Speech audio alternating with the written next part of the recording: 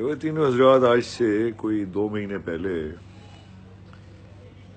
9 سال ایک شخص میرے پیچھے لگے رہے.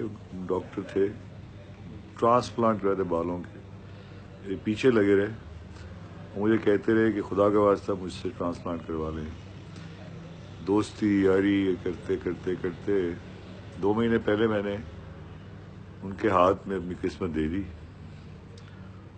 اور میں نے وہ ٹرانسپلانٹ ان سے کہا کر دیں، بغیر کسی ٹیسٹ کے، بغیر مجھے نہیں پتا. یہ تو بعد میں مجھے پتا چلا کہ ٹیسٹ ہونے چاہیے، بہت ساری چیزیں ہونی چاہیے جو انہوں نے بالکل نہیں کی. انہوں نے مجھے لٹایا اور انہوں نے میری ٹرانسپلانٹ کی کوشش کی، اور دوسرے دن میری طبیعت خراب ہو گئی. دوسرے دن خراب ہو گئی اور اس کے بعد میں کوئی 10-15 دن بہت زیادہ بیمار رہا، کیونکہ مجھے سر پہ انفیکشن ہو گئی. اور اس انفیکشن سے یہ ہوا کہ میں بخار میں پڑا رہا، اور پھر مجھے انہوں نے کہا کہ نہیں جی ڈاکٹر صاحب، مجھے کہتے رہے کہ نہیں ٹھیک ہو رہا ہے، ٹھیک ہو رہا ہے، ٹھیک ہو رہا ہے.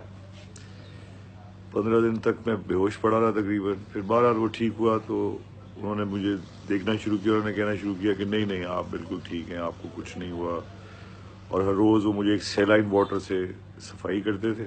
1 مہینے کے بعد